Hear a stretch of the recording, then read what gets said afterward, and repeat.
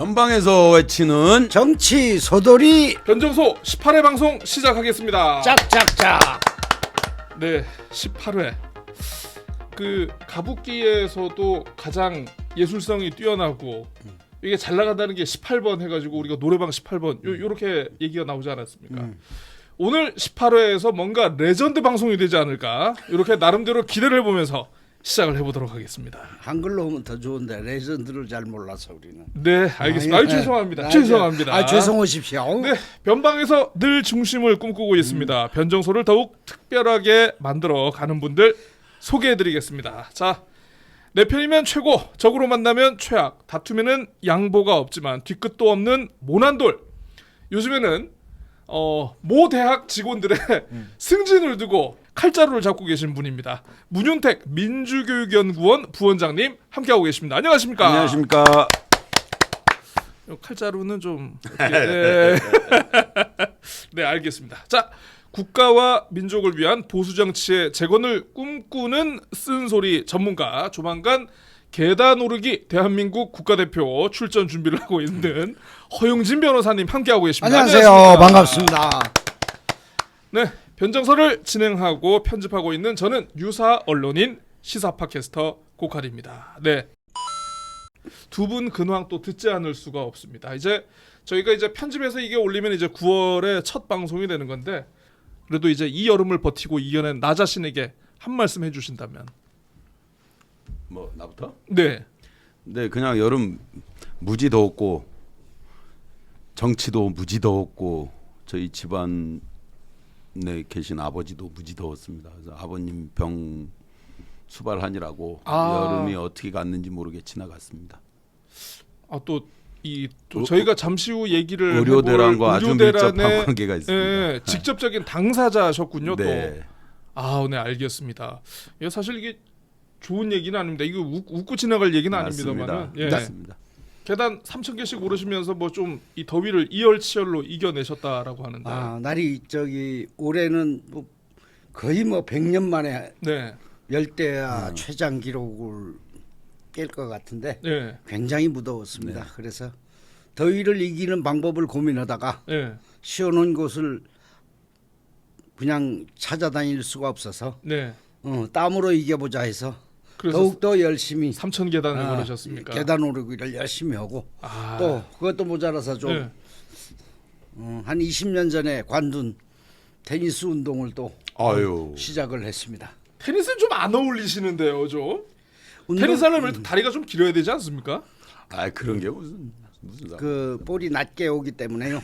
다리가 짧아도 전혀 상관이 없습니다. 상대편이 유리할 뿐이지 뭐. 주역 공부는 어떻게 지금?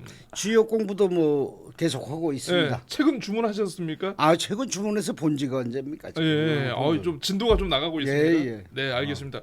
그 좀 주역을 공부하시면 나중에 이제 뭐 저희들의 뭐 사주팔자나 이런 것도 좀 같이 좀. 주역은 원래 점을 보는 게 아니고요. 예. 그거는 명리학이라고 해서 점 보는 분은 약간 물론 그 근본 개념은 같은데요. 예. 주역은 원래 삼남한상의 이치를 아하. 우리 누구냐 유명하신 성인 공자. 공자님께서 뭐 공자 생각이 안 나졌어. 공자 생각이 안 나서 우리는 공자를 좋아하다 보니까 공자 생각이 안 나. 위편삼절 하면서 돌아가실 적까지 손에서 놓지 않았던 그 책인데 우주의 섭리를 알겠습니다. 간단하게 막대기로 분석하다 보니까 알겠습니다. 지난 17회 방송에서 저희 청취자분 댓글 하나 주셨습니다. 저희가 이 보수도 분노한 이번 그 납득이 안 되는 뉴라이트 인사에 대해서 얘기를 했는데, 보수도 이번에는 격분을 해야 됩니다. 친일은 아니잖아요. 이렇게 댓글을 주신 분이 있습니다. 관심 고맙고요. 앞으로도 더욱 많은 댓글 남겨주셨으면 감사하겠습니다. 바로 오늘 첫 번째 주제 시작하겠습니다.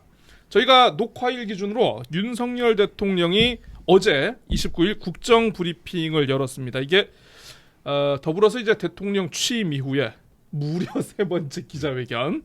지난 6월에는 그 영일만 석유 기자회견, 이게 두 번째였고 이렇게 되는데, 일단 기자회견 간단한 내용 좀 정리를 좀 해드리겠습니다. 체코 원전 사업에 대해서 이제 대한민국이 우선 협상 대상자가 된 것을 이제 내세우면서 그동안에 이제 여러 수출 증가라든가 규제 타파, 주요 지표 개선 등의 성과를 이렇게 제시를 했고요. 아울러서 연금, 의료, 교육, 노동 등의 4대 과제에 대한 개혁 의지를 이렇게 피력을 했습니다. 특히나 이제 언론이 연금 개혁에 대해서 많이 주목을 하고 있는데, 그리고 기자들과의 질의 답변이 이어졌습니다. 이 관련해서 오늘 일간지 일면 톱 기사 제목 몇 가지 좀 한번 소개를 해드리면요. 한겨레 신문인 경우 일면 톱 기사로 국정 자화자찬 125분 이런 헤드라인을 뽑았고, 한국일보 윤 연금 개혁 외치면서 협치는 없었다 이런 부정적인 기사들도 있는 반면, 매일경제인 경우에는 정면 돌파 125분 윤 쉬운 길 가지 않겠다. 네. 요렇게 좀 띄워주는 그런 표현도 있었고, 대부분의 일간지들이 이제 국민연금 지급 보장 요걸 법률로 좀 만들었으면 좋겠다라는 부분에 좀 초점을 맞춘 것 같습니다. 제가 정당별 반응까지 소개해드리고 두 분의 의견 한번 들어보도록 하죠. 먼저 여당인 국민의힘 한지아 수석 대변인 논평이 나왔는데, 국민을 위한 개혁 완수에 최선을 다하겠습니다라는 제목으로 대통령이 핵심 개혁 과제를 국민들에게 소상히 설명하고 민생에 강한 의지를 보였다라면서 이제 정치권이 화답해서 현안을 풀어야 할 때라고 이렇게 긍정 평가했고요. 반면 이제 야당의 평가는 약간의 온도 차이는 있습니다만은 대부분 굉장히 좀 부정적인 그런 평가들이 많았습니다. 먼저 더불어민주당 수석 대변인 논평.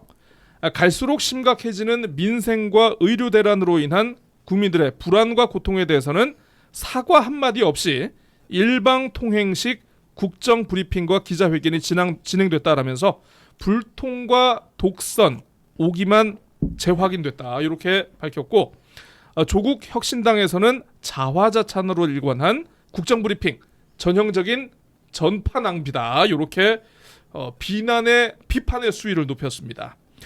개혁신당을 제가 조금 눈여겨봤는데요.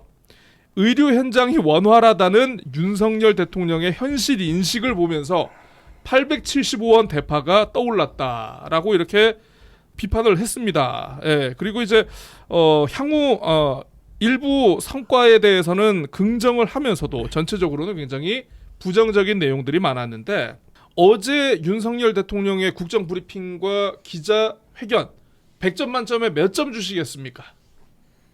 60점. 오, 50점 이상이네요. 네, 50점은 이상이죠. 예. 이유를 물어봐야 돼. 놀라지 말고. 예, 이게 좋습니다. 왜 60점을 주셨습니까? 용기에 10점을 더 줬습니다. 아, 용기에 10점을 줬다. 어떤 용기? 그릇? 아니. 예. 예, 알고 있습니다. 예, 용기에. 예. 뭐 이거짜리. 예. 용기. 어떤 용기를 얘기해요? 언론 앞에 설 수 있는 용기. 지난번에는 그 녹화로 해서 막 그렇죠. 처음에 할 때 예, 했잖아요. 처음에 할 때는 뭐 특정 언론하고만 인터뷰하고 그렇게 오랫동안 고민하다가 그렇게 했는데 이번은 공개했잖아요. 공개적으로 했으니까 그 공개한 용기에 대해서 10점을 더 주면, 공개한 용기에 대해서 10점을 더 주겠다. 언론 장악이 다 됐으니까 이제 나서는 거 아닐까 싶긴 한데. 그런 그 정치적 농담이었습니다. 편향된 시각에서 바라볼 수도 있는데, 일단 뭐 공개석상에 대통령이 직접 나서서 설명하려고 했다. 이거 자체는 좀 잘한 것이다.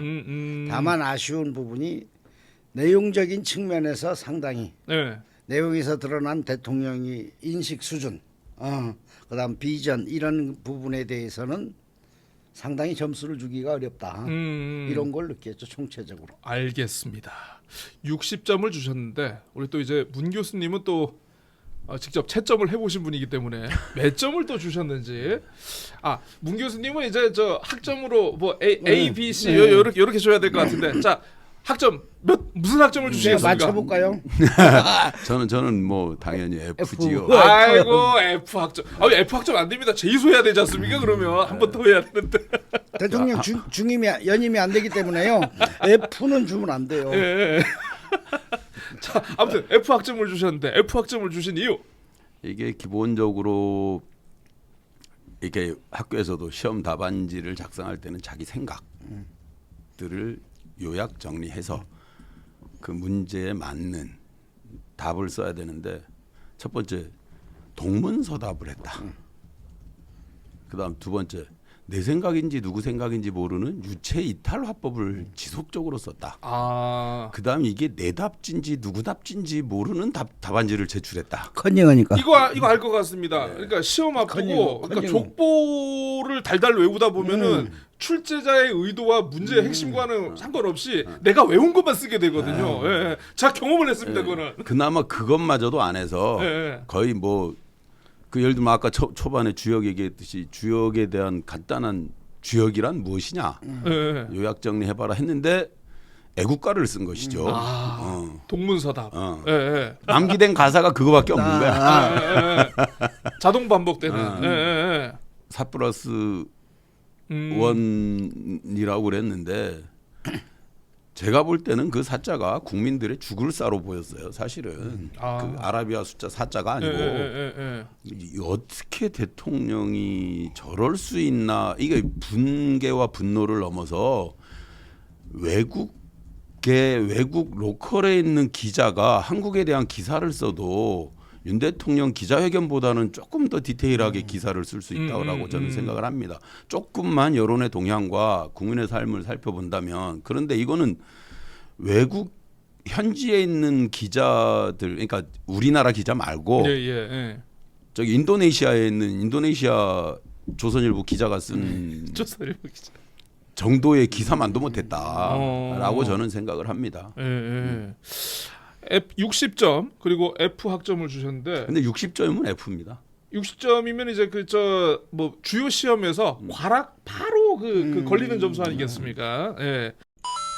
아니 근데 저는 뭐 보면서도 그 생각은 했는데 성과를 자랑할 수는 있지만 사실 집권 3년 차를 맡고 있는 윤석열 정부의 모든 정책이 자랑할 수 있는 성과만 있는 건 아니고 때에 따라서는 좀 국민들한테 좀 양해도 구하고 사과도 하고 좀 그런 게 좀 필요하지 않을까 싶은데 그런 게 전혀 없더라고요. 그러니까 대통령이 국정 저는 바라보면서 브리핑의 목적이 내가 이렇게 잘했습니다가 중점이 되면 안 되는 거고 국민들이 무엇을 아파하고 있는지를 파악을 해서 야, 이게 진짜 무섭니다. 이게 그 부분에 관해서 비전을 담아서 국민들을 설득하고 이해시키는 그런 브리핑이 돼야지 동의를 구하는 브리핑이 돼야 되는데 이게 일방통행이단 말이에요. 대통령 하신 말씀 중에 뭐 저기 어려운 길을 가겠다 뭐 이렇게 했다고 저 신문도 봤습니다. 누가 어려운 길을 가라고 그랬습니다. 어려운 길은 찾으려면 굉장히 힘들거든요. 근데 어려운 길만 찾아가니까 문제라는 거죠.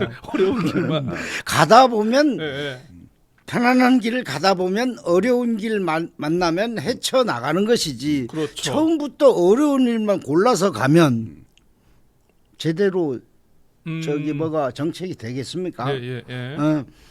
상식적인 길을 가다가 예측하지 못한 어려운 길이 나타나면 그게 참모들과 대통령실로서 그걸 뚫어야죠. 처음부터 어려운 길만 가겠습니다 하는 걸로 들리더라고요. 그 대표적인 게 저 의료계획 아닙니까? 어려운 길만 골라서 가고 있잖아요. 저 갑자기 그게 떠오르는데요. 그저 군대에서 이제 우리 소대장들 얘기할 때 독도법 못 해가지고 중간에서 막 야 길을 잃은 것 같다. 이 길이 아닌가벼 해가지고 좀 무능한 소대장 얘기를 할 때 우리 그런 에피소드를 많이 얘기를 하거든요. 마치 좀 그런 느낌이 나는데요. 그러니까 독도법을 모르면 울릉도법이라도 찾아야지. 이상 농담이었습니다. 그러니까 이게 제가 생각할 때는 대통령이 초반에 도스태핑 할 때 그때 한 기자가 지금 지지율이 20%대인데 시작하고 얼마 안 됐는데도 보통 대통령 임기가 시작해서 첫 해는 기본적인 지지율이 나와줘야 되는 하다못해 정당 지지율보다는 더 나와야 되는데 그때 윤 대통령 얘기가 저는 지금도 일관된다고 보는 게 나는 국민들 지지율 따위는 신경 쓰지 않는다. 그렇죠. 그럼 혼자 대통령 해야지 왜 국가의 대통령을 합니까? 그 동네 어린애들 골목에서 대통령 맞습니다. 놀이하듯이 하는 거잖아요. 지금 대통령 놀이를 하는 듯하게 보였던 아까 변호사님께서 말씀하셨지만 최소한 국민에게 희망을 주는 말 한마디는 있어야지 자기 혼자 희망적인 얘기를 계속 딴 나라 얘기하듯이 맞습니다. 하는 게 저는 가장 큰 문제였다. 의료 의정 갈등에 대해서도 기본적 시각이 일방통행적이잖아요. 예, 예. 그래서 그 내용을 이제 한번 좀 해보겠습니다. 일단은 저 국정 브리핑은 전체적으로 이제 성과를 홍보하고 좀 치적을 내세우는데 좀 치우친 측면이 분명히 있는 것 같고, 사실 국민들의 입장에서는 이제 이번에 정말 기자들하고 무제한 문답을 하겠다라고 했거든요. 사전에. 예, 사전에. 근데 그래서 이제 사실 그 기자들과의 질의응답에서 나온 내용 역시 사실 좀 여러 가지 이유로 지금 또 기사가 나오고 있는 것 같습니다. 전체적으로 보니까 뭐 기자들이 좀 질문을 못했다, 매갈이 없었다 이런 평가도 있는 것 같고, 그래도 예전보다는 좀 나았다 이런 평가도 있는 것 같은데, 요거 한 번씩 요거 하나씩 한번 좀 살펴보면서 두 분의 입장 한번 물어보도록 하겠습니다. 일단 제일 처음에 조선일보 기자가 처음에 뉴시스 기자가 했었고, 그다음에 이제 조선일보 기자가 이 추석 응급 의료 공백 위기설과 관련해 가지고 어떤 정부의 현안 인식을 묻는 질문이 있었습니다. 이에 대해서 대통령의 답변이 의료 현장에 한번 가보시는 게 좋을 것 같아. 기자가 현실을 잘 모르고 있다. 여러 문제는 있지만 비상 진료 체계가 그래도 원활하게 가동되고 있다. 이렇게 얘기를 했는데 어떻습니까? 이 부분에 대해서 두 분의 생각 한번 대통령이 들어보겠습니다. 정확하게 말씀하신 거예요. 아, 정확합니까 이게? 예, 설명드릴게요. 왜 정확한지를. 예. 그건 놀라지 마시고. 네, 알겠습니다. 긴급 의료 체계를 가동을 하고 있잖아요. 예. 그거는 정상적으로 가동이 되고 있죠. 거기까지 다른 얘기를 정상적으로 가동되고 있다고 저희가 결론을 내려도 되는 겁니까, 그거를? 비상 의료 체계는 정상적으로 가동되고 있다. 그러나 일상 의료 체계가 안 돌아간다. 이 비상 의료 체계를 가동을 하고 오는 게 아니라 계속된 비상 의료 체계다. 우리 국민들이 이용할 수 있는 거는 통상의 상식적인 의료 체계가 정상적으로 돌아가야 된다는 거죠. 그러니까 우리가 비상이 지금 일상이 되지 않았습니까? 그러니까 왜 비상 의료 체계만 갖고 그 문답을 하느냐. 나는 대통령보다 대통령 답변을 정확하게 했고 그 질문을 기자가 질문의 취지 답변이 안 맞으면 그 보충 질의를 내서 보충 질의 기회는 안 줘서 제가 그런 뜻이 아니고 국민들이 체감하는 의료 체계가 붕괴 수준입니다. 이거에 대한 대책으로서 비상 의료 체계 정상 가동되는 것만으로서는 안 됩니다. 이게 장기화되면 의료 시스템이 빨리 일상으로 돌아와야 된다. 이걸 바라는 것이고 이것 때문에 지금 저 예약 환자가 한 달 후에 예약 잡을 거 3개월 후에 잡고 3개월 후에 예약 잡을 거 6개월 후에 잡고 수술 못하는 환자들이 많지 않습니까? 이걸 얘기를 해야지. 아니 그러면 기자의 질의 취지를 대통령이 몰랐을 리도 없고 그런 식으로 답변했다는 건 결국 대통령이 말장난하고 있다는 게 아닐까 싶기는. 말장난은 아니죠. 인식 수준이 그 수준에 머물러 있는 것으로 보이더라. 알겠습니다. 답변이 됐습니까? 동의를 못하는 분들이 굉장히 많을 것 같습니다만, 특히나 이제 우리 문 교수님 같은 경우는 또 이제 직접적으로 이것 때문에 지금 어려움을 많이 겪고 계신다고 들었습니다. 네. 아니 뭐 저희 아버님이 아프셔서 뭐 응급실 갔을 때도 그랬고, 나는 가장 분개한 게 원래 응급실에 응급 의사가 없었다. 이게 지금 의료 대란 때문이 아니다. 라고 해. 그럼 그 이전에 돌아갔던 응급실들, 지금 문 닫고 있는 응급실들, 그다음 12시까지 제한은 응급 환자가 12시 새벽 2시가 어디 있습니까? 근데 12시면 이제 문 닫아야 되는 대형 병원들이 이제 생기고. 그럼 12시 넘어서 아픈 분들은 동네 의원 가라고 대통령이 얘기한 것 같은데, 뭐 응급실 대형 병원 갔다가 안 되면 뭐 지방 뭐 했다가 동네 의원 6시 문 닫아요. 그러니까 나는 현실 인식들, 그러니까 일반 국민의 삶과 관련해서 꼭 이런 의료와 생명과 안전에 관련된 걸 떠나서라도 최소한 일상적인 국민의 삶에 대한 공감마저도 없는 사람이다. 이래놓고 대통령이 기자들 앞에서, 그래서 용기에 아까 변호사님께서 10점 주셨는데, 저는 그 아무 생각 없이 나선 용기에 저는 1000점을 주고 싶습니다. 아무 생각 없이 나선 용기. 야, 최소한 거기 설 때는 국민의 삶이라고 하는 대통령직이라고 하는 내가 지금 누구인가 정도는 알고 가야지 내가 누구인가 모르고 누가 시킨 거 얘기하는 허수아비가 아니지 않습니까? 근데 뭐 허수아비도 그거보다는 시키면 말을 더 잘할 것 같은데. 일단 대통령이 문제라기보다는 저는 이렇게 생각을 합니다. 그 참모들이 자기 의견을 얘기할 수 없고 자기 생각을 펼칠 수 없는 이런 참모들이 더 문제지 않느냐. 물론 뭐 대통령이 분위기가 그래서 뭐 그렇게 못 온다라고 변명은 할 수 있지만은 장차관 뭐 고위직 비서관 정도 되면은 대통령이 잘못 생각하는 거를 교정하려고 직을 걸고 노력을 해줘야 되는데 한 사람도 없잖아요. 그런 사람이. 그냥 옳습니다 하면 안 되는 거거든요. 그래서 위로부터의 개혁이 안 된다는 거 아닙니까? 이게 참 굉장히 안타깝습니다, 사실은. 예전에 뭐 그런 일화가 있지 않습니까? 이승만 전 대통령 빵귀 끼니까 옆에서 각하 참 시원하시겠습니다. 그러니까 참모들의 역할이 굉장히 중요해요. 대통령이 모든 걸 다 챙길 수 없잖아요. 모든 분야를 다 할 수 없고 속속들이 서민들의 아픔을 이해를 못하니까 참모도 있고 정당도 있고. 그러니까 청와대 옛날식으로 하면 용산, 지금 청와대 아니고 용산 참모. 그다음에 각 부처 참모. 그다음 집권 여당. 그다음에 다수당인 야당. 아니 아무도 역할을 못 해준다. 변호사님 말씀 중에 죄송한데 그런 게 조금만 작동이 됐으면 이 지경이 꼴까지는 안 됐겠죠. 아예 작동이 안 되고 있기 때문에. 그래서 작동이 안 되는 걸 누구나 인식을 대부분이 하고 있잖아요. 경로하잖아요. 그러면 야당은 뭐 하냐 이 말. 대안도 내세주고 절대 다수당이 이재명 대표는 뭐 하냐 이 말이야.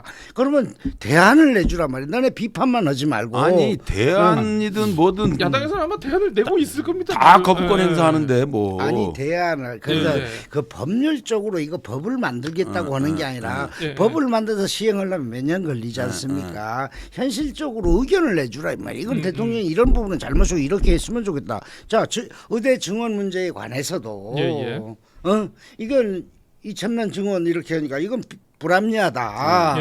이런 의견들을 내주고. 그런 얘기 계속 했죠. 아니 그러니까 그런 것을 전면에 내세워서지 이걸 무슨 탄핵을 하겠다, 최상병 특검하겠다 하지 말고 이거는 그대로 정치적 이유라면 추진을 하더라도 훌륭하신 말씀입니다. 우선순위가 민생 아닙니까? 무슨 우리 저거 영어 짭다는 얘기가 요 상황에서는 먹사니즘이 무슨 말입니까? 먹사니즘 한글입니까? 영어입니까? 그게 뭐 아무튼 뭐 그러니까, 먹고 사는 민생을 아니 그러니까 표현한 거죠. 또. 그런데 이렇게 말장난만 할 게 아니라 민생을 챙기겠다. 다 말로는 그렇게 하잖아요. 우리 민생이라는 게 굉장히 포괄적인 겁니다. 우리 대다수 국민들이 삶에 관련된 것이 민생이라고 저는 알고 있는데 지금 우리 당장 지금 어려움을 겪고 있는 의료 대란에 대해서 다른 거 잠시 집어넣고 이거 갖고 토론회도 다수당이니까 하고. 그리고 이제 아마 동아일보 기자 같은데요. 그 해병 임성근 사단장 구명 로비 의혹에 대한 견해 입장을 물어봤습니다. 이거에 대해서 이렇게 답을 했어요. 특검 관련 청문회를 방송을 통해서 잠깐 봤는데 이미 거기서 외압의 실체가 없는 것이 자연스럽게 드러난 게 아닌가 생각한다. 수사가 잘 되고 있다고 생각하고 경찰 수사에 특별한 이의를 달기 어렵다고 보고 있다. 이렇게 얘기를 했습니다. 이 답변은 혹시 어떻게 보셨는지 문 교수님부터. 그러니까 이게 어디서부터 시작이 된 겁니까? 대통령 경로서부터 시작된 거 아닙니까? 그러니까요. 그게 보고돼서 그러면 누가 사단장 하겠냐 그러면서 경로하신 양반이 이제 와서 또 경찰로 수사가 넘어간 걸 다시 군부대로 이첩을 시킨 군수사로 이첩을 시키고 뭐 이런 식으로 다 모든 원인 제공을 해놓고 봤더니 아주 잘하고 있다. 뭐 외압의 실체는 없다. 난 도대체 이게 어느 나라 말인지 해석이 안 되고 있는 상황이거든. 그러니까 뭐 차라리 경로에 대한 시작이 잘못됐다면 시작이 뭐에서 잘못돼서 해명을 투명하게 하든가 뭐가 돼야 되는데 오직 남 얘기하듯이 그러니까 이게 사실은 대한민국을 지켜야 되는 군인들한테 그렇게 얘기가 되고 군인의 그때 재난 상황에서 군인이 국가를 위해서 군인의 역할을 다 하다가 사망한 정말 안타까운 이런 사건에 대해서 대통령이 그런 식으로 변명하거나 도망을 가버리면 대한민국 국군들이 누구를 믿고 국군 통수권자가 그따오면 국민은 또 어떻게 자식들을 군대에 보낼 것이며 또 대한민국 군인을 어떻게 믿고 국민들이 편안하게 발 뻗고 자겠습니까?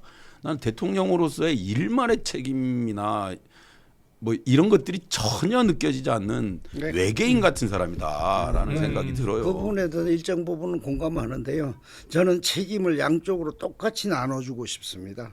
대통령의 그런 인식이 잘못된 부분, 그다음 대응이 잘못된 이재명의 민주당.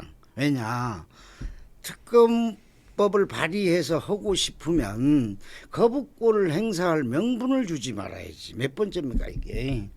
그거는 법을 합리적으로 만들어서 중립적 인사로 해서 국민적 이욕을 해소해 줄 노력을 해야지. 아니 그러니까 모든 걸 자기 편으로 자기 편에 중심돼서 이거 진상을 규명하겠다. 이런 낡아빠진 사고 방식 때문에 둘이가 똑같다. 아니 말씀 중에 죄송한데 아니 죄송하십시오. 괜찮아요. 오늘 얘기는 일단 예.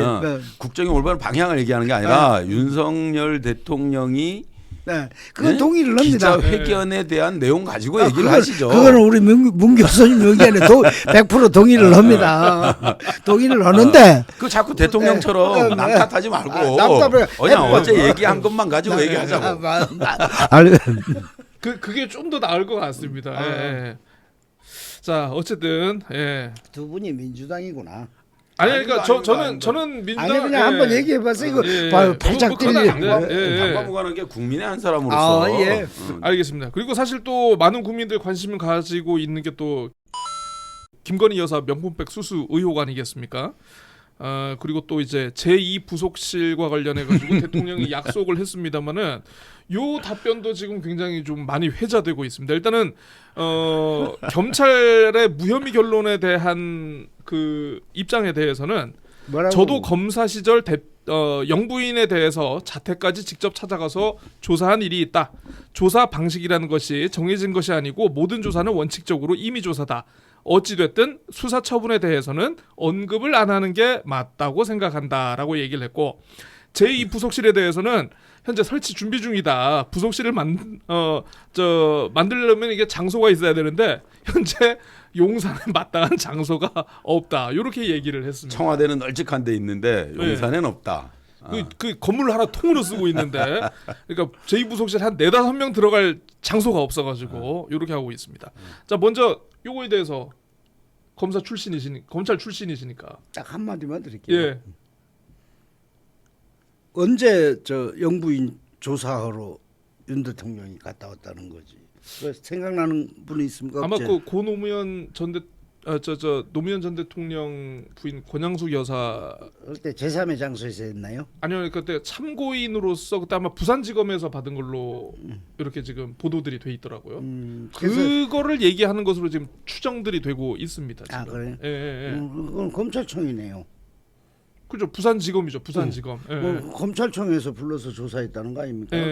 요번에는 저 대통령 경호실 기초적으로 부속 시설. 기초적으로 좀 말이 좀 안 맞는 것 같고요. 예. 대통령 입장에서 그리고 그보다 더 중요한 게 있습니다. 이번 김건희 여사 조사할 때 뭐 언론 보도에 의하면 제3의 장소에서 조사할 수는 있어요. 그건 동의합니다. 다만 검사가 경호 대상이 돼서는 안 돼요. 조사하는 사람이 경호원한테 휴대폰을 뺏기고 휴대폰에 폭발물이 이제 설치돼가지고 이게 터질지도 있으니까. 국가 최고의 수사기관이라고는 검사까지 못 믿는 경우가 어디 있습니까? 그리고 검사가 경호원들한테 휴대폰을 뺏기면 검사도 똑같은 사람이거든요. 심리적으로 위축이 돼요, 안 돼요? 위축되죠. 그러면 수사가 제대로 돼요, 안 돼요? 아니구나. 이게 말이 안 되는 거죠. 그러니까 그래서 지금 대한민국 공중파 TV에서 개그 프로그램이 사라지지 않습니까? 나 이거보다 더 웃길 수가 없는 거거든. 아무리 개그를 해도 아니, 검사 휴대폰을 압수했다. 나는 이거는 개그맨도 상상을 못하는 일들을. 나같이 이런 개그 잘하는 사람이 없어서 난 프로그램이 없어진 줄 알았더니 그게 아니었구나. 그러니까 이거는 완전 코미디입니다. 이건 완전 코미디예요. 코미디. 아니 아무튼 수사 방식에 대한 문제 제기는 저희가 이제 저번 에피소드에서도 한번 얘기를 하셨으니까 그렇고 무혐의 결론에 대한 견해는 어떻습니까? 검찰 뭐 지금 이원석 총장이 어쨌든 수사심의위원회 소집을 요구를 했다고는 합니다만은 이게 그렇게 바뀔 것 같지는 않다라는 그런 뭐 전망들이 나오고 있는 것 같습니다. 명분을 쌓기 위해서 나는 뭐 이원석 총장이 정의로워서가 아니라 이게 뭔가 미심쩍어서 또 한 번 더 확실하게 하겠다라는 맥락보다 모르겠습니다. 제가 너무 좀 검찰에 대한 불신이 높은 건지 모르겠는데 수심위를 만들더라도 나는 수심위에서 나온 결론이 오히려 그 무혐의에 대한 확신을 주기 위한 방편이 아닐까 정도로 저는 생각을 합니다. 그럴 리는 없지만은 제가 검찰총장이라면 수사심의 소집 안 합니다. 판단합니다. 임기도 다 됐는데. 내가 내 책임으로 판단합니다. 그렇지. 중앙지검에서 이미 무혐의로 결론 낸 거를 다시 검찰총장이 판단을 한다. 수사지휘할 수 있거든요. 검찰총장 수사지휘하면 되지. 수사지휘를 한다. 검찰총장이 위험해라, 기소해라, 아니면 수사 이런 부분 더 해라. 세 갈래가 있거든요. 그러면 그 변호사님이 이제 지휘를 한다, 그러니까 총장이면은 지휘를 하겠다라고 얘기를 한 거는 지금 중앙지검이 내린 결론이 잘못됐다라고 보시는 거예요? 아니 총장이 잘못됐다고 판단을 하면 수사지휘를 해야 되는데 수심위를 열고 있다라는 말씀 아닙니까? 이게 저기 어려운 부분이라 제 생각을 쉽게 설명할 수는 없겠는데요. 예. 그 뭐 여러 가지 하는 게 책 얘기도 나오고 뭐 양주 얘기도 나오고 그 사람도 해서 이거 처음이 아니라면요. 예. 그렇죠. 그래서 그게 맞나요? 이제 몇 차례 더 있었. 이렇게 생각해보자. 다른 거 다 빼놓고 왜 만나려고 했을까요? 청탁을 하려고 만나려고 했다라고 본인이 그렇게 주장을 하고 계시지 않습니까? 주장 따라 상식적으로 생각해보세요. 계속적으로 만났잖아요. 계속적으로. 그러니까 상식적으로 생각을 하면은 어떤 친분 관계를 유지를 해서 나중에 그 친분을 이용해서 뭔가를 이익을 얻기 위한 뭐 그런 행동 아니겠습니까? 그거 봐요. 고위공직자가 있어요. 내가 잘 보여야 돼. 앞으로 내 사업을 하려면. 그러면 공직자 당사자는 접촉하기 어려우니까 부인 보고 계속 접촉을 했다고 칩시다. 이게 청탁 목적일까요? 아닐까요? 청탁 목적이라고 봐야겠죠. 그죠? 상식적으로. 그 상식으로 생각하면 돼요. 좀 탁탁 좀 치지 맙시다. 죄송합니다. 반성해놓고도 안 되네. 반성 이거 치는 게 아닌데 이거 저 밑에다 고무 박히는 좀 청탁이다. 중앙지검의 결론이. 근데 이게 우리 검사들이 생각을 달리하는 게 이걸 혼동해서 그래요. 뭘 혼동하느냐면 카메라 이게 도찰. 이거 도찰. 도찰. 이거 근거를 남기기 위해서 예를 들면 이렇게 생각합니다. 이렇게 생각하면 돼요. 내가 누구 정치인한테 돈을 준다.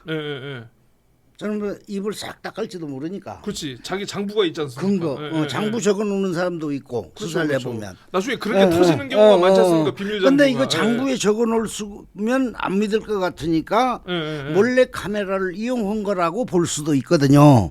그렇죠. 한 번도 그렇게 생각 안 해봤으면서 뭘 얘기하니까 그렇죠입니까 지금? 그럴 수는 있죠. 그럴 수 있는데 요걸 모든 전후 과정을 싹 빼고 촬영을 목적으로 줬다. 이렇게만 시각을 고정시켜 놓으면 무혐의죠. 그렇죠. 준 걸 나중에 근거를 남기기 위한 그 과정 중에 일부분일 뿐이다고 하면 청탁이 드러나고. 그렇죠. 맞습니다. 이 차이입니다. 그러면 제 말씀을 듣는 분들이 판단하면 돼요. 그래서 제가 검찰총장이라면 확 기소 때렸어. 저는 이거 적어도 무혐의는 부적절하다라는 판단을 하지 않았을까 하는 뭐 그냥 가정적인 얘기니까요. 알겠습니다. 저 제2부속실 요 답변에 대해서는 어떻게 들으셨습니까? 두 분? 우리 공간이 없어. 거기 뭐 사우나하고 드레스룸 뭐 아무튼 뭐 이런 건 있는데 우리 한마디로 하면 지난번에 내가 요 문제 나왔을 때 저 청탁 금지 이거는 안 된다고 그거는 똑같은 말 이거 안 되는데 이건 알선 수재 쪽으로 보면 그때는 청탁 금지법은 내가 안 된다고 여기서 얘기를 한 적이 있어요. 알선 수재 쪽에서 수사를 쭉 한 정황 드러난 정황을 보면 그쪽으로는 의뢰할 여지가 있다. 저는 이런 개인적인 의견입니다. 근데 뭐 다른 의견도 맞으니까 뭐 제 의견이 맞다고 그냥 고집할 수는 없겠지요. 알겠습니다. 그 부속실 공간 문제 관련해서 저는 처음에 대통령 취임했을 때 집에서 내조만 하겠다. 그러니까 부속실 따위는 필요 없다. 예, 그렇습니다. 집에서 내조만 내조만 할 하는데 거니까. 뭐 부속실이 내조만 할 왜 거니까. 필요하냐라고 해서 부속실 안 만들고 몰래 이제 부속실을 통하지 않고 안 부속실에서 자꾸 뭔가를 받고 직접 전화도 하고 뭐 뭔가를 다 움직이기 때문에 그런데 요번에 딱 걸리니까 그럼 제2부속실을 만들어서 투명하겠다 했다가 무혐의가 되니까 장소가 없다. 이제 또 제2부속실을 안 만들고 집에서 내조하겠다 또 뭐 이러겠지요. 하여튼 뭔가가 시작부터 끝까지 저 두 부부와 그를 둘러싼 뭐 장모와 등등등은 처음부터 끝까지 납득이 안 되는 모든 행위들이 이루어지는 약간 옛날 영화 뭐 E.T.도 아니고 이거는 뭐 어디 외계인도 아니고 참 답답합니다. 이게. 그거 대표가 비슷하지 않나요? 그런 정황은.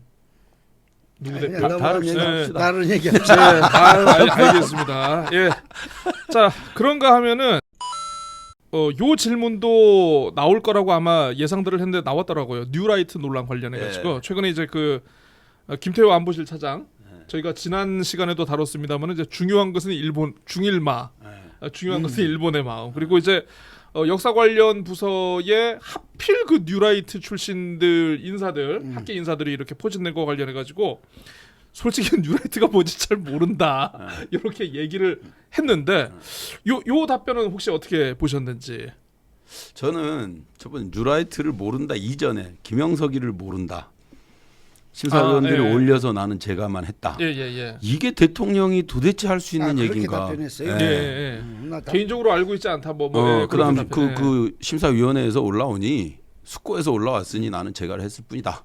라고 하는데 독립기념관이 그런 데입니까? 대통령이 그러니까 나는 이분이 진짜 대통령으로서 대답을 한 것인지 그냥 집에서 놀던 농부 아저씨가 대답한 건지를 알 수가 없어요. 제가. 전직 농부님 계시지만 현직도 농부입니다. 현직 농부. 그래서 거기에 이제 뉴라이트가 뭔지 모르겠다. 그럼 도대체 아는 게 뭡니까 그 사람? 그리고 오늘 뉴스에 첫 번째 국정교과서 그 하나가 나왔는데 역사 고2 관련해서 하나는 이제 먼저 이제 이거 순서대로 나올 것 같은데 거기서 이제 학교에서 고르는 모양인데 거기에 벌써 위안부 문제를 다 뺐어요. 한 줄 남겼어요. 젊은 여성들을 데려다가 아주 힘들게 했다. 요 한 문장 남겨놓고 그 다음에 뭐 서정주 같은 전형적인 친일 지식인들의 이런 아름다운 작품들 뭐 이런 얘기들은 막 있고 이게 도대체 고등학교 교과서? 네, 고등학교 2학년 국사 교과서에. 그러니까 이런 작업들이 계속하면서 왜 사회의 분란들을 계속 이렇게 그 진보 보수 나누려고 하고 확정되고 결정되어 있는 역사적 사실들을 자꾸 또 원점으로 돌려가지고 입 아프게 얘기하려고 하는지 왜 이렇게 국가를 혼란스러워야 그 사람이 존재감이 있는 건지 모르겠는데 그렇죠. 난 그 대통령의 기본적인 생각을 아무리 자면서 아무리 넓고 아무리 다 내려놓고 생각해도 납득이 안 된다는 거예요. 대통령이 한 게 아니겠죠. 교육부 장관 선에서 저 관심을 가져야 될 부분 아닐까요? 교과서 문제는 그런데 그런 독립기 이런 뉴라이트 관련된 사람들을 그런 중요 자리에 학술정보원장이라든가 뭐 교과서 아무튼 이런 독립기 이런 자리에 일색이잖아요. 다 그렇습니다. 고용노동부 장관도 굉장히 아름다운 사람 해놓고 일색이라는 거에 대한 원칙적으로 동의를 하는데요. 그러면 지난 정부를 바라보면 그러니까 우리가 이렇게 생각을 하는 게 어떨까 싶어요. 지난 정부에는 저기 뭐 시민단체 일색이라는 등 뭐 뭐 시민단체는 스펙트럼이 굉장히 넓습니다. 그러니까 하여튼 그런 이런 관점에서 바라보지 말고 그 예를 들면 광복회장하면 논란이 없어야 상식적으로 우리 상식적인 역사관을 가진 사람이냐를 인사 검증해야 되는 거고 이걸 갖다 통으로 뭐 그런 일색이란 표현보다도 그런 부분들이 아쉬운 거죠. 게다가 광복회 지원금 왜 갑자기 이 일 있고 나서 광복절 이후에 갑자기 예산을 왜 삭감을 하고 이거는 이거 완전 꼬마들 그 초등학교 1학년 너 싸우니까 우리 집에 놀러 오지 마 이거잖아요. 이런 뭐 유치도 아니고 이걸 뭐라고 해야 될지 참. 그러니까 논란 어떤 좀스럽다. 어떤 특정한 직책인 경우에는 논란거리 없는 사람이 임명되는 게 바람직하다. 그렇죠. 그런 점에서 좀 저도 굉장히 아쉽다고 생각을 하고 있습니다. 알겠습니다. 두 분 얘기가 굉장히 뜨거운데요. 요 기자회견 관련해 가지고 마지막으로 그러면 요거 하나만 듣고 다음 주제로 넘어가겠습니다. 이번이 세 번째 국장 브리핑 그리고 기자회견이었는데 다음에 네 번째를 하게 된다면 요런 내용은 좀 담겼으면 좋겠다. 혹시 이렇게 희망하시는 것들 어떤 것들이 있나 좀 싶은데요. 왜냐하면 이제 다음 기자회견이 열린다 그러면 이제는 대통령으로서 그러니까 윤석열 정부의 임기가 이제 어느 정도 마무리를 준비를 해야 되는 그런 시기가 아닐까 싶은데 저희가 많은 국민들께서 이번 기자회견과 브리핑을 보면서 듣고 싶은 내용이 없다. 그러니까 듣고 싶은 내용이 들어가지 않았다. 어떤 진솔하고 어떤 정부 국정 운영에 대한 어떤 진실된 얘기보다는 너무 홍보 위주로만 치우쳐져 있다 이런 지적들이 있는데 두 분 생각은 좀 어떠신가요? 앞으로는 그러면 다음 기자회견은 이런 내용 좀 얘기를 좀 해라 싶은 게 있으면 혹시. 시간이 지나가 버렸습니다. 아까 말씀하셨듯이 다음에 내년쯤에나 있을 텐데. 뭐 내년 상반기쯤에는 혹시나 있겠죠. 반환점을 돈 시점 아니겠습니까? 네네. 그러면 지금까지 개혁 과제들 뭐 노동, 의료, 뭐 연금, 뭐 교육, 4대 개혁 과제 이런 것에 대해서 내년까지 끝나는 게 아니거든요. 미진한 부분을 좀 더 임기 중에 마무리하겠습니다. 이런 정도의 수준에서 브리핑이 이루어지지 않겠습니까? 예상을 하자면 그러면 이제는 뭐 이런 내용을 담았으면 좋겠다 하는 거는 이제는 시기상으로 늦었다. 하던 거나 잘 마무리해라. 지금 당장이라도 일단 위로부터의 계약 마인드를 버리고 아래로부터의 개혁에 힘써달라. 그건 무슨 말이냐면 소통과 관련된 부분인데요. 일단 국민들이 이 의료 개혁하면 뭐가 문제인지를 과연 다수의 국민들이 알까요? 알고 계시죠. 2,000명 예를 들면 증언해야 될 이유를 알까요? 저는 모른다고 봅니다. 이런 것을 충분히 설명하고 우군을 확보해야 어떤 개혁이라는 건 항상 반발에 부딪히지 않습니까? 직역 이기주의 때문에 의사단체들 반발을 하더라도 이 반발이 정당한 것인지 반발 안 하는 게 국민들한테 득이 되는 것인지 반발하는 게 득이 되신지 국민들한테 충분하게 납득하게끔 설명을 해줘야 되지 않을까요? 이런 작업이 필요하다. 저는 이렇게 생각합니다. 지금 당장 보면은 지금 저 전공의들이 다 탈락했잖아요. 그 잠깐 어디 신문에 잠깐 보니까 2035년도까지 뭐 15,000명이 의사가 부족하다. 그래서 증언을 한다고 하는데 이게 전공의를 말하는 전문의를 말하는 거거든요. 일반 의사가 아니라. 그러면 의료 갈등 때문에 의정 갈등 때문에 지금 당장 몇천 명이 전문의 자격을 박탈할 거 아닙니까? 그럼 그 사이에 그 공백은 어찌하란 말입니까? 이 공백으로 인한 국민들의 피해는 어떻게 이걸 방어할 것이냐 이런 부분에 대한 설명이 안 됐으니까 그런 부분에 대해서 좀 심도 있게 정책적으로 고민을 해달라 이런 얘기를 드리고 싶습니다.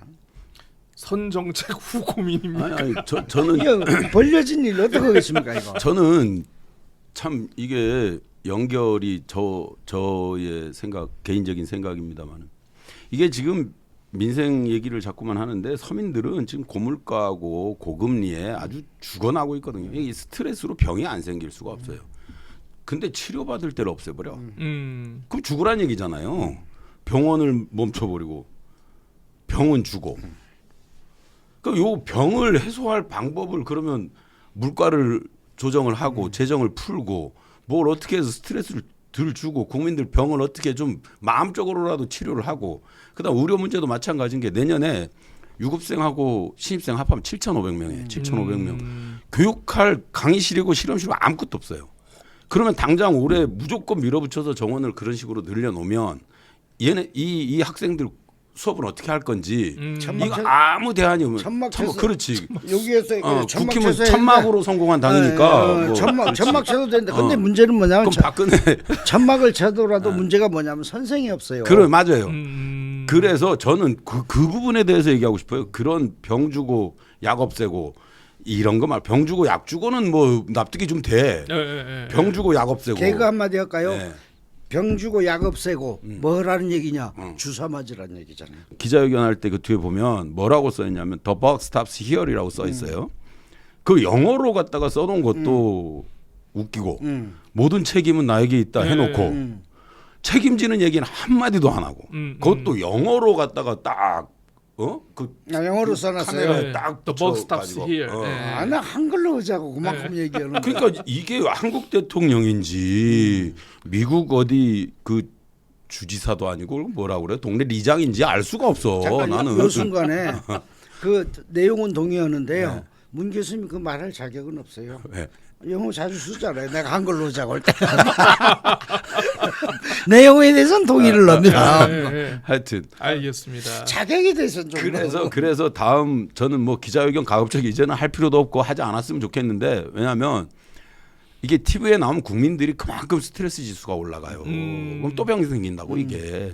일단 의료대란 먼저 수습을 하고 고집할 게 아니고 수습을 하고 그리고 나서 스트레스를 주라고 좀. 그래서 다음번에는 좀 뭐 이번에 IMF에서 뭐 한국 내년 경제 전망치 2.5%를 잡았다. 미국이 2.6%인데 그럼 넘버 2다. 지금 그렇게 해서 대한민국 경제 대국이고 뭐 경제 발전 뭐 어쩌고 하는데 서민들이 지금 무슨 경제고 뭐고 귀에 들어옵니까? 오늘 하루하루 살아가기 힘든 서민들한테 아주 조그만 희망이라도 그게 설령 사기라도 맞습니다. 거짓말 사기를 치더라도 서민들한테 조그만 희망 오히려 희망 고문이라도 좀 했으면 좋겠다.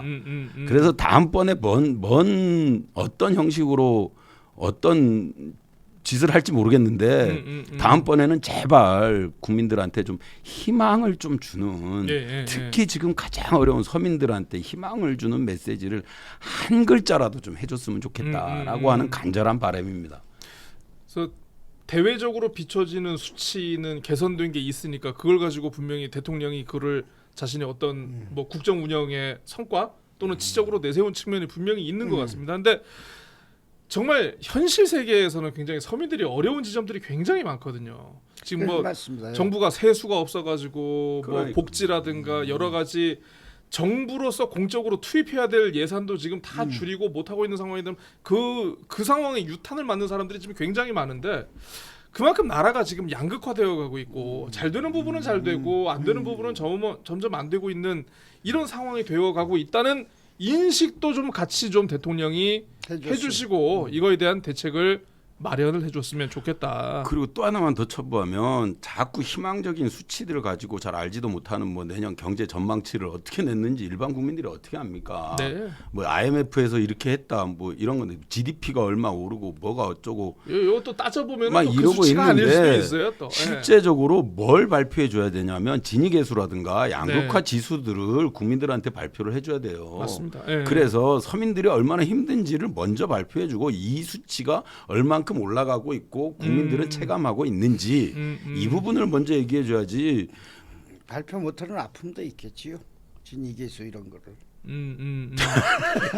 많이 아픕니다. 뭐 그런 얼굴이 아픈 얼굴이 아니었어.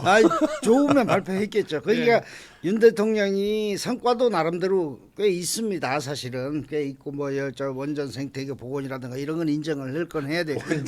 또 원전 생태계라고 하셨어. 아니 그건 인정해야 돼요. 네, 알겠습니다. 알겠습니다. 우리가 제주도 같이 저 태양광 하면 몇 배 전기요금 비싸거든요. 감당하겠습니까? 이거 아니, 서민들과 직결된 겁니다. 이거 그냥 정치적인 논리로 맞아요. 따질 게 아니거든요. 인정할 건 인정해야죠. 알겠습니다. 그런데 그럼에도 불구하고 이 아까 말씀하신 이 서민들이 실생활과 관련된 정책이 부재 때문에 욕을 먹는 것이지 뭐 모든 걸 다 잘못하기야 하겠습니까?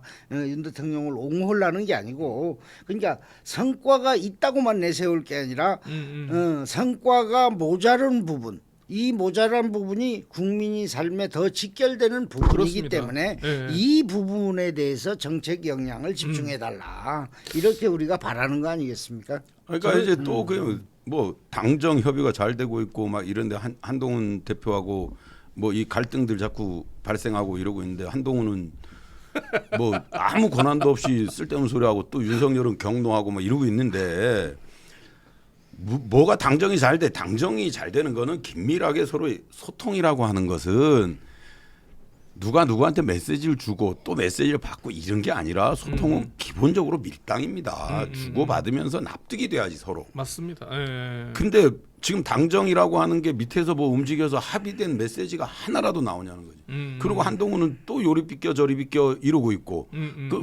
그럼 나는 이재명 대표하고 한동훈 대표하고 뭐 9월 1일 날 뭐 한다는데 무슨 의미가 있는 국민들 대상으로 나는 쇼다. 그러니까 쇼라고 생각하기 전에 제가 이재명 대표라면 집권 다수당 야당이 다수당이잖아요. 그렇죠. 다수당 입장에서 지금 가장 우리 문제 꺼내야죠.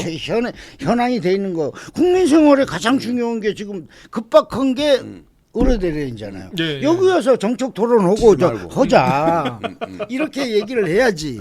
그것도 안 하고. 근데 그거를 그럼 차라리 대통령과 해라 네, 네, 면담을. 아니 한동훈이가 뭐 그러니까, 해가지고 대통령한테 그러니까, 뭐 대통령이 뭐 그러니까 소리만 안 지르면 돼요 이거.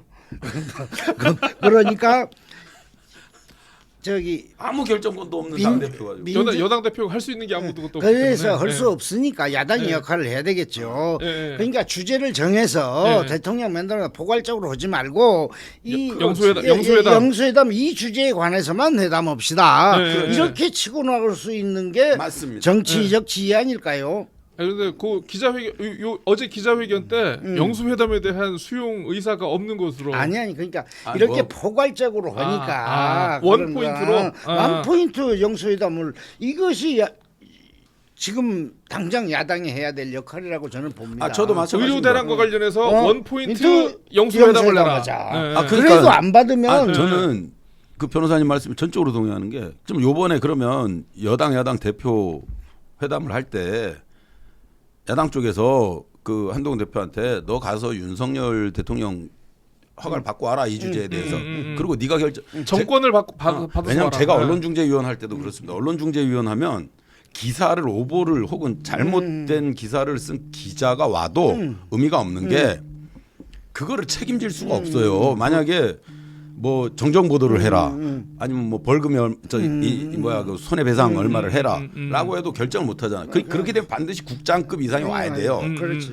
그 한동훈 같은 바지가 와가지고 그럴 게 아니라 그러면 야당에서 힘을 가지고 한동훈한테 주제를 주는 거지. 그렇죠. 너 이거 가서 너네 대장한테 이거 재가를 받고 와라. 그리고 네가 책임질 수 있는 선만 얘기해라.